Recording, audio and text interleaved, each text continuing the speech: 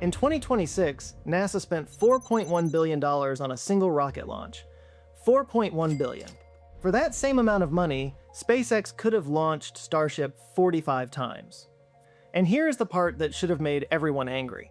Both rockets went to the same destination. Both carried roughly the same payload. Both were built by American companies using American engineering. So why did one cost 45 times more than the other? Welcome to Rich on Space. We break down what space actually costs. Today, we are looking at the most expensive comparison in aerospace history. Starship versus SLS. $90 million versus $4.1 billion. And the real reason the gap was this wide, let me show you the receipt. The Space Launch System, or SLS, was NASA's flagship rocket. It flew twice. Artemis 1 in November 2022, Artemis 2 in 2026. That second launch cost approximately $4.1 billion. SpaceX Starship reached operational flight in 2026.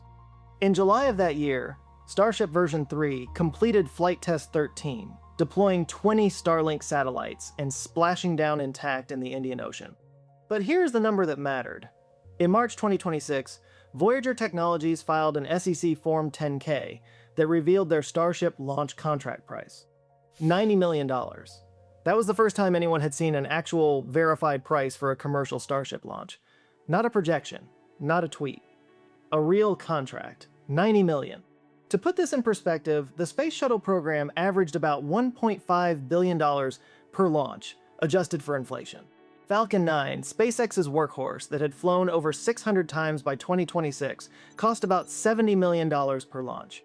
So the progression looked like this. Starship at $90 million, Falcon 9 at $70 million, Shuttle at $1.5 billion, SLS at $2.2 billion for Artemis 1, then $4.1 billion for Artemis 2. SLS was not just expensive. It was the most expensive rocket ever built per launch in the history of spaceflight. But here is where it got even crazier. The cost per kilogram to orbit told an even sharper story. The Space Shuttle cost about $54,500 per kilogram to low Earth orbit. Falcon 9 brought that down to about $3,070 per kilogram. Starship V3, in its early operational flights, achieved approximately $500 per kilogram. And if SpaceX achieved full reusability at scale, that number was projected to drop to $100 per kilogram. That was a 545 times reduction from the shuttle era. 545 times cheaper to get the same kilogram into space. So the question was not whether Starship was cheaper. The question was why SLS had been allowed to be this expensive, and who paid for it. Let us talk about where that $4.1 billion actually went. The Space Launch System was not just a rocket. It was a jobs program disguised as a rocket. When NASA retired the Space Shuttle in 2011, Congress had a problem. Thousands of aerospace workers across Alabama, Florida, Louisiana, and Mississippi were about to lose their jobs. So Congress designed SLS specifically to keep those jobs in those districts. That was not speculation. That was in the legislation. Senator Richard Shelby of Alabama, who chaired the Senate Appropriations Committee, explicitly required NASA to use existing shuttle contractors, existing shuttle facilities, and existing shuttle supply chains. The result? SLS used shuttle-era engines, RS-25 engines that were literally built in the 1970s and 80s. SLS used shuttle-era solid rocket boosters. SLS used shuttle-era infrastructure at Kennedy Space Center. NASA could not innovate even if it had wanted to. The design was mandated by politicians, not engineers. Now let us look at the development cost. SLS was projected to cost about $10 billion and be ready by 2016. It ended up costing $25 billion by 2026. And it did not fly until 2022. That was 6 years late. And $15 billion over budget. And here's the part that hurt. After spending $25 billion on development, SLS was not reusable at all. Every single component was thrown away after one flight. The core stage sank into the ocean. The boosters were recovered but required complete refurbishment. The engines were gone. So that $2.2 billion per launch for Artemis 1, it was not an investment. It was a bonfire. And Artemis 2 at $4.1 billion was an even bigger bonfire. NASA's own Office of Inspector General, which was NASA's internal watchdog, published multiple reports stating that SLS was unsustainable at current costs. One report estimated that the first 4 Artemis missions alone would cost $4.1 billion per launch. $4.1 billion for one rocket. Now let us look at the other side of this comparison. SpaceX Starship was designed from the ground up to be fully reusable. Both stages. The Super Heavy booster landed back at the launch site. The Starship upper stage landed vertically at a designated pad. Refuel, reload, refly. That was the entire business model. SpaceX had already proven this worked with Falcon 9. By 2026, Falcon 9 boosters had flown and landed over 600 times. Some individual boosters had flown more than 25 missions. Each reuse dropped the marginal cost of the next launch. The first Falcon 9 cost about $62 million to build. By the 15th flight of the same booster, the cost per launch was a fraction of the original. Starship took this to the extreme. In 2026, Starship V3 demonstrated something unprecedented.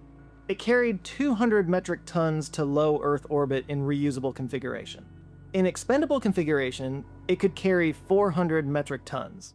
To put that in perspective, the International Space Station had a mass of about 420 metric tons.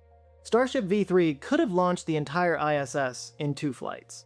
Elon Musk had stated that the marginal cost of a Starship launch, once the system matured, could be as low as $2 million. The $90 million figure from the Voyager contract included operational overhead, range costs, and personnel. Even if SpaceX was off by a factor of 5, Starship would still cost $450 million per launch. That was still 9 times cheaper than Artemis 2. But there was another factor that people missed. Starship was designed to be refueled in orbit. That meant it could take 100 tons to low Earth orbit, refuel, and then take that same payload to the Moon, Mars, or beyond. SLS could not do that. SLS went to low Earth orbit and stopped. If you wanted to go to the Moon, you needed a separate Orion capsule and a separate transfer stage. More cost, more complexity, more single-use hardware. By now, you are probably asking the same question I asked when I first saw these numbers. Why did NASA keep paying for this? The answer was not engineering. The answer was politics. SLS was not a NASA project. Not really. It was a congressional project. NASA did not design SLS. Congress designed SLS. Specifically, the Senate designed it.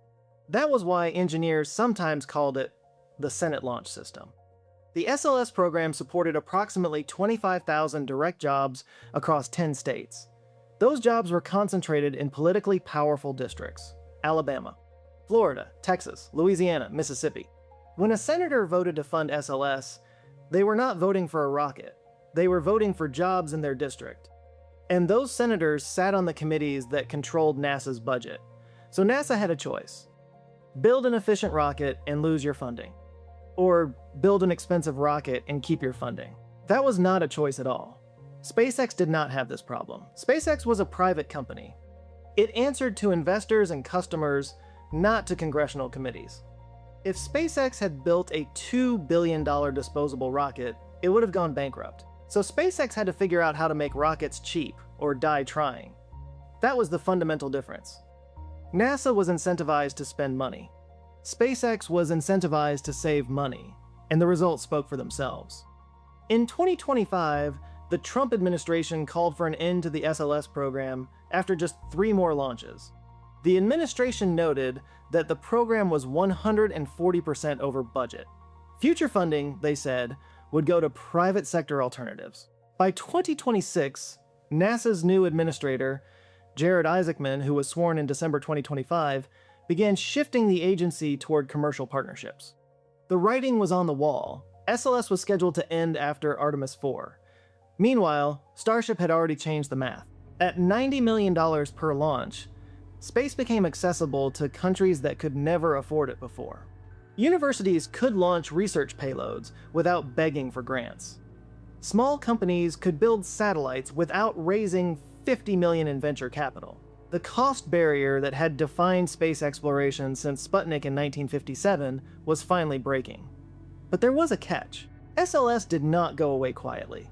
Congress had already committed to funding it through the Artemis program. Artemis 2 flew in 2026. Artemis 3, the first crewed lunar landing, was scheduled for 2027. Artemis 4 was scheduled for 2028.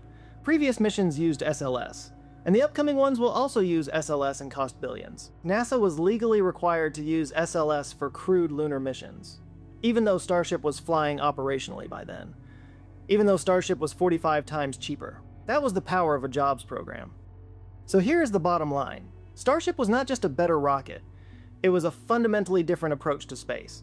One built by engineers trying to solve a physics problem, versus one built by politicians trying to solve an employment problem. And when you understood that difference, the $4.1 billion price tag stopped being shocking. It started making perfect sense. If you want to see more cost breakdowns like this, subscribe. Every Tuesday and Friday, we are pulling back the curtain on what space actually costs. Next week, we are breaking down how SpaceX made money. Spoiler, it was not from launches. Drop a comment if you think SLS should have been canceled sooner, or if you think the jobs program was worth the price tag. I read every single one.